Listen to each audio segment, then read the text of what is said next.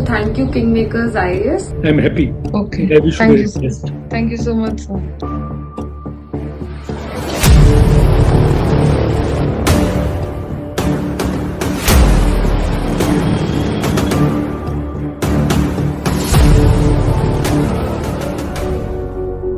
Thank you, KingMakers IAS. I would really like to thank Mr. D.P. Agarwal sir for helping me and guiding me in the interview stage. So thank you, KingMakers IAS, because these interactions were very helpful in finding the direction.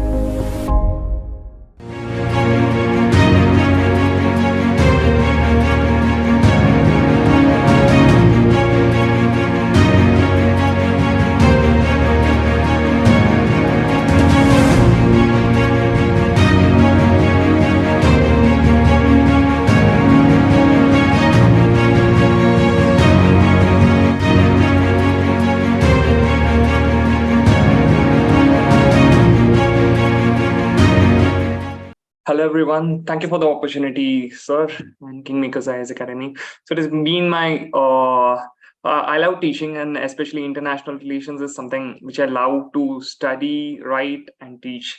So I'm told this session is going to be for freshers, okay, and who are still contemplating whether to take political science as an optional, and they are just getting introduced to international relations. So now this session is going to be handled in this way. The session will give you an intro into one topic of international relations, which will be common for both the political science optional and the GS2 portion. Okay, and that one thing you can literally use it anywhere. So we directly jump into the class first, and then we see how we can go ahead with international relations and how else to study and how to progress with this.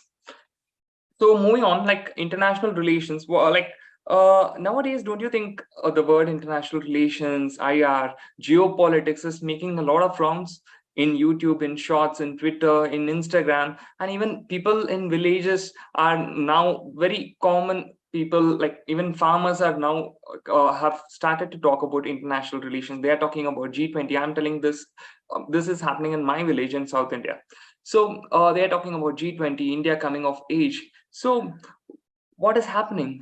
The international relations of India is getting more and more important, and it is not just amongst us citizens. Okay, India is now being taken very, very seriously by each and every country in this world. They expect India to comment on something. For example, if you had have seen, Europe wanted India's support, India's voice against Russia when the Ukraine war started. So people are looking up to India of its opinions, of what is its stand. People want India to take a strong stand. So this is the coming of age of India, my friends. So India before was a country which was non-aligned, and which was a country which was maybe widely accepted or widely perceived to be a country which was a kind of a satellite state of USSR, and then it broke down, and then started India's growth in economy, growth in polity, and growth in the state, in the world stature. India has grown a lot. So and now the recent grandeur which you would have really seen is this G20 summit, which just concluded in New Delhi a few days back. So India is developing, and how is this going to affect your UPSC preparation? So in UPSC, if you can, if you have gone through the syllabus, right? We have international relations in GS2. GS2. Apart from that, I have seen many essays based on international relations. And one good thing is you can use international relations even in your ethics case studies and writing your ethics answers. So international relations is one thing which is like you cannot avoid it, and it is kind of a place wherein in the mains which can make or break you. For example, you write a very good answer, it gets you, fetches you a little more marks and you get in. And if at all it becomes an average answer, maybe it is not adding that brownie points to you. So international relations is up to you to convert it into your strength. And one very good thing for international relations is, I'm just breaking the secret before itself because it's coming in the later slides. Yeah. So one very good thing for international relations is that you need not finish a voluminous book, say like Lakshmikant, or say a Basu, or even a history book, right? International relations is mostly current affairs induced, but that is the one where we require a little of background and a little bit of more work, and that will get you settled. So yeah, this was the Bharat Mandapam which we construct recently, and the place where the G20 summit happened. I'm sure many of you would have seen. So why I put this picture here is this resolves our commitment to how seriously we take our international relations. I'm not sure if I can remember the exact amount for which we spent to construct this, but friends, this shows that India, which is a developing country in the eyes of many and amongst us, is willing to spend so much money into constructing and hosting such an event, is in itself showing that India is ready to take on the world and ready to battle out for its own place. So moving on, this and let me tell you a bit about my style of teaching. So each and every class will have some takeaways for you.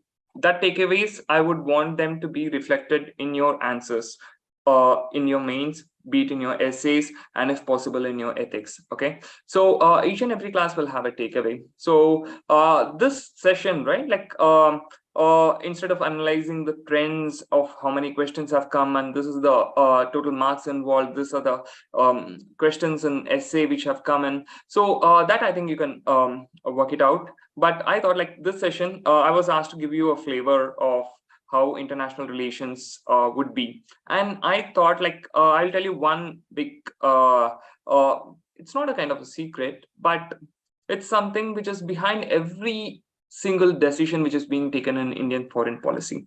It is behind the mind of every single diplomat who is working for our country, and every single person who is going to write mains and you're going to tell your answers in an interview. It is this concept which is going to be discussed. Okay, so basically it is the bread and butter of any IR based thought. You discuss something with your friend, this is the concept which is coming behind it. So we are going to give a name to that concept. We are going to just dive deep into how that concept is has evolved. Okay, who is the originator of that concept, how well we have those concepts, and finally, like, how well we are following it now. Okay, so moving on.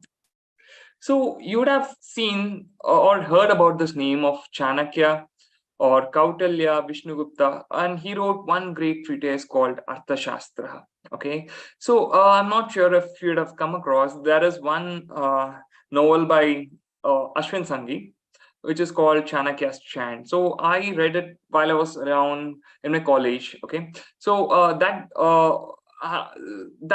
made me very fond of Chanakya. And after coming into UPSC preparation, and I discovered that Chanakya's philosophy is something which is followed in international relations day, each and every day, each and every country, without any second thought. Okay, and mind you, Chanakya, he was in around 3rd to 2nd century BC in Chandragupta Maurya's court. So that was one of the earliest, maybe it's again debatable, so maybe the first ever treatise on politics here meaning international relations, politics between countries, international relations. It's a very crude and a simple definition, but as of now you can take that.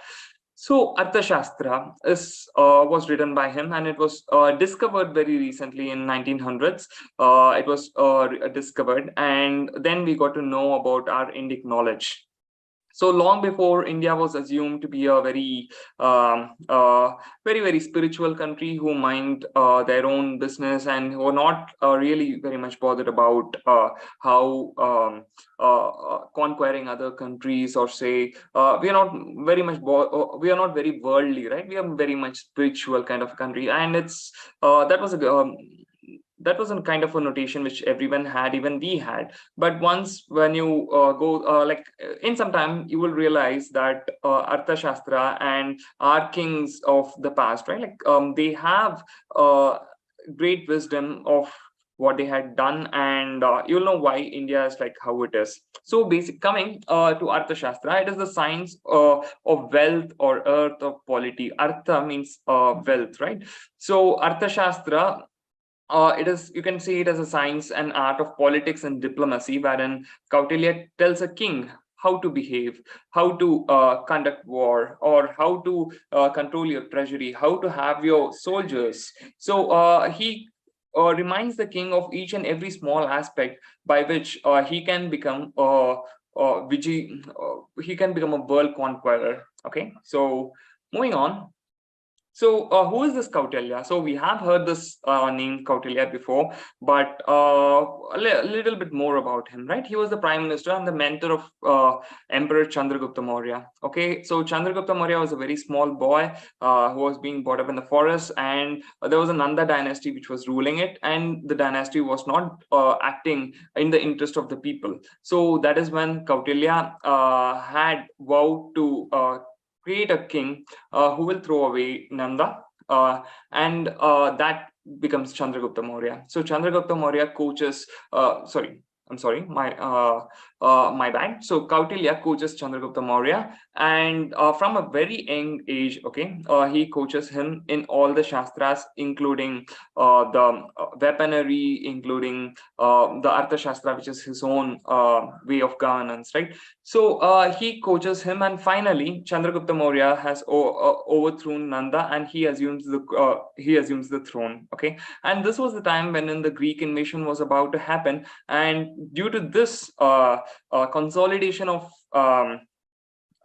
North India, which I would say happened, the Greek invaders had backed up. So this was happening before, and like a lot of things about of Kautilya are a little bit more shady. So I'm not sure if this was written historically, but the wider perception is that Kautilya sensed that Alexander's invasion is coming, and therefore we need to unite the country, and the kings cannot keep fighting between each other, and that would result in a tragedy for the whole country. So that was the reason why he collectively had his wisdom in Chandragupta Maurya and ensured the consolidation. And I was even told, I'm not sure which book it was, but I was even told the first ever concept of Bharata, a consolidation of the whole place where the culture was same, happened during this time.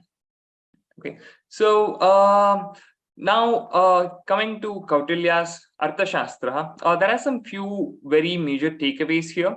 So regarding to international relations, right? So let me just give you a small rewind. We are working on that one concept, one takeaway which you can utilize in each and every answer, be it GS, be it political science, or be it your ethics or essay paper. Okay, so for that we need to just do some deep dive, and that's the reason why we are studying Kautilya now. So it is the concept of Rajamandala. Okay, Rajamandala, or the ruling universe. Okay, so this is how Chanakya taught Chandragupta Maurya that who is your friend and who is your enemy.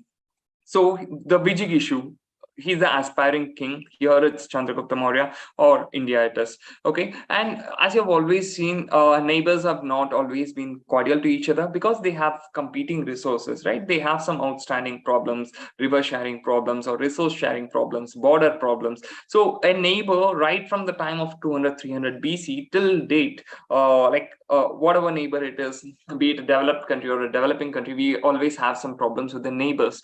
So a neighbor was always considered to be an enemy. Okay, so Ari is the enemy of Vijigishu. Vijigishu meaning the aspiring king. So maybe you can take it as India and Pakistan. And the neighbor's neighbor is a friend, right? Just see the complexity of the thought which he has expressed in such a simple words, right? Like in 200 BC, you have small kingdoms everywhere, and that that Kautilya comes and coins these terms and tells in a simple, understandable manner that see, your neighbor is your enemy. Don't trust your neighbor because you have competing interests with him, and then you go on and tell him that neighbor's neighbor is friend because they both are enemies, right? Enemy is your friend, right? So the enemy is your friend, and that is comes the Mitra, and Ari Mitra is the friend of the enemy. So if you can see, Ari and Ari's neighbor is Mitra, and Ari Mitra is this neighbor's neighbor, right? So Ari Mitra is the friend of Ari. So maybe nowadays, like, things have changed for India, but we can't actually exactly compare this with how we are. Maybe Vijigishu is India, and Ari is Pakistan, and Mitra we can say is Afghanistan, and Ari Mitra was maybe erstwhile the Islamic world, the erstwhile Islamic world, but now the situations have really improved, and we are having good progress. And always your neighbors, your enemies club up with each other, so that you can see that, but not in exactly the terms called enemies, but you can see a very good cooperation between China and Pakistan, and even Pakistan and Sri Lanka have very good partnership with each other. So this was the kind of theory which Kautilya proposes and tells the king of how to rule his kingdom. So moving on to further his to deep dive into Kautilya's other philosophies, right? So see, the protection and promotion of political, military, and economic interests of the state is rested on 6 constituent elements. Okay, so he goes on and tells that one should protect the political stability with the military and the economic interests. The economic interests, and mind you, like Kautilya has always stressed on the economic interest of the state, meaning Artha Shastra, right? So the economic interest of state has always been primary for Kautilya. So he rested this on 6 constituent elements. Number one, the king and his trusted ministers. And in those times, 200 BC, it was the fortress, the countryside, meaning the people, and then the treasury, where the total taxes are being collected. And mind you, if you have a bad treasury, if you have a person with not so much of ethics in the treasury, it's going to drain the kingdom. It's like even the enemy is better than having a wrong person is the treasury, a wrong person in the treasury. And then comes your army. So he states that the king this is the setup you should have. It should be having these constituents, the king, ministers, your very well built fortress, your good people, the treasury, and the army. And he tells that with these you are going to protect your political, military, and economic interests. And he advocates for the settlement of disputes, right? Like, I have heard this even in my home. Okay, so it was like, first your parents will just tell and see if you're hearing, then they try to appease you, I'll get you something, why don't you do like this? And then comes the dhanda, right? Samadhana beda dhanda. So that was the kind of philosophy which Kautilya is advocating to a king also. So and also, like, there is another philosopher in China who's called Sun Tzu, Suntzu. So he says that the actual mastery of a war is avoiding a war. How beautifully put, right? I'll just repeat again. The actual art of war, the best way to fight a war is to avoid a war. Why should you even have a war? Because, like, if you're going to have a war, it's going to drain your country's resources. It's going to cost your men. It's going to cost your armory, and it's a drain of country's resources. But you see, like, if you're going to compare, right, like, all these days there was taxes coming in, so your treasury is building up, and with treasury you had invested on something, and you're maintaining an army, you're giving them salary, you have invested on elephants, horses, and we are talking about 200 BC, right? So at that point of time, you have elephants, stables, and suddenly a war comes, and your men go off, and then you have to feed your army. They are marching somewhere, and this is going to drain your treasury. But the amount of income which is going to come into your treasury is constant, because if you're going to increase the tax, it is going to burden your people, and the people may turn against you. So your war is always a bad thing to have, but we should not be we should not be like reluctant to go for a war. We should be going for a war, but Kautilya details the steps in which, or steps when a king should go for a war. So he starts with Sama. So we have a problem with the country, we ask them to come to the table and we speak with them. So this is Sama. Then we have Dhana, meaning appeasement. So this is what you require. Okay, so these are the things which I can do from my side, and we expect these things to be happening from your side. So it's a give and take. So Dana, which happens after Sama, and Beda is dividing. We are trying to play politics within countries and try to divide and avoid a war. Maybe we are having a partnership with a powerful country. This was true like pre-1990s, before the fall of Soviet Union. If at all some countries about to be into a war, right, they join with a mightier country, right?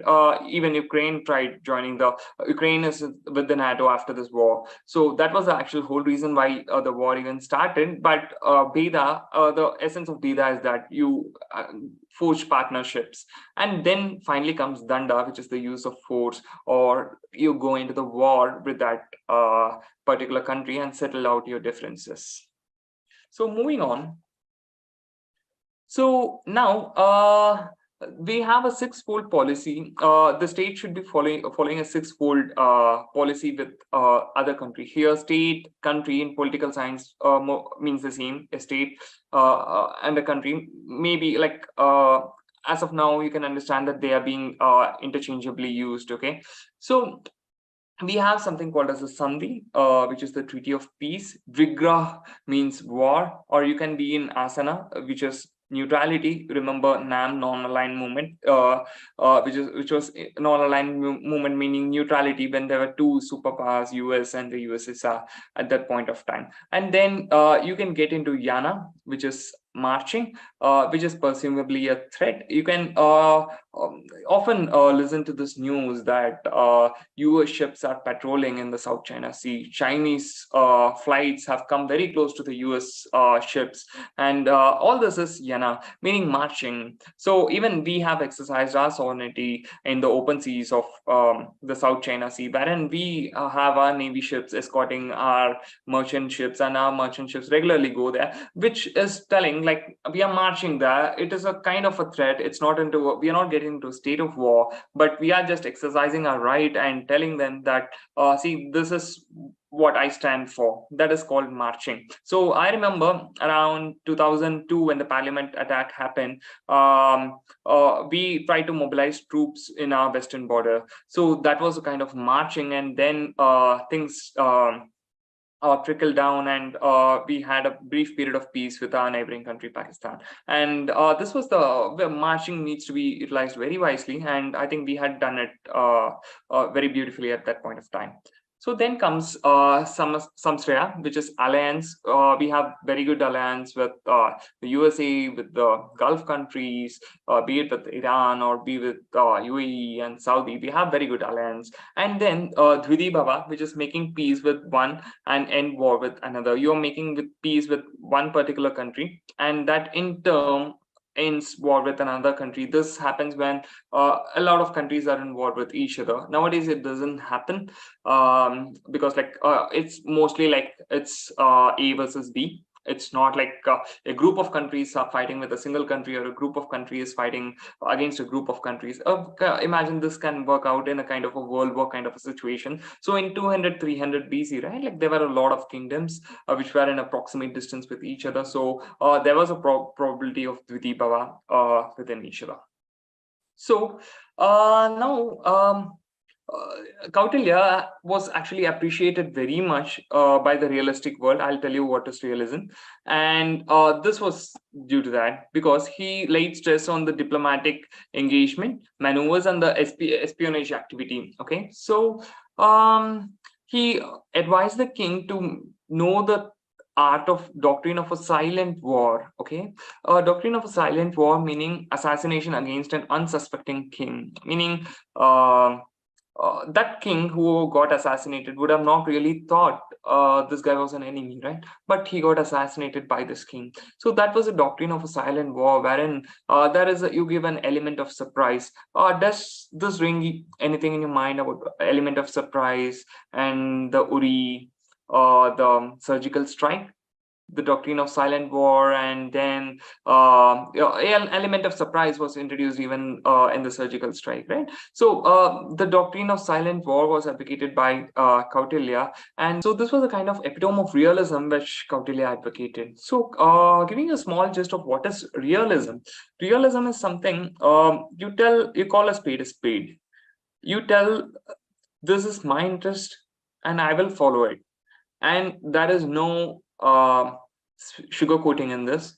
and that is what realism is. So you do what is good for your country, and this is a kind of a realistic principle which Kautilya teaches, and he says that unsuspecting king to he assassination of an unsuspecting king. Okay, so for this he has secret agents all over the other countries places. He encourages to have spies, and spies should have very good integrity, and he says that the people in army shouldn't be mercenaries meaning they do not belong to your country, and but they fight for you, right? Those are called mercenaries, and he doesn't recommend having mercenaries because they should have the feeling that they are part of this kingdom and they should be able to fight for it, give their life for it, which may not be the case for mercenaries, right?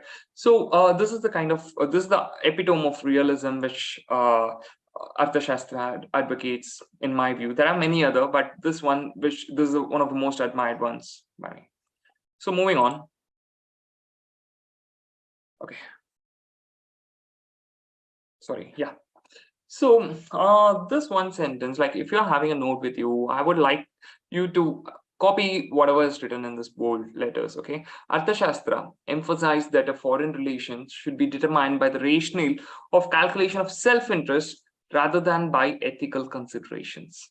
So this sentence, like I'll just reading out the last half of the sentence. It is determined by the rational calculation of self-interest rather than by ethical considerations.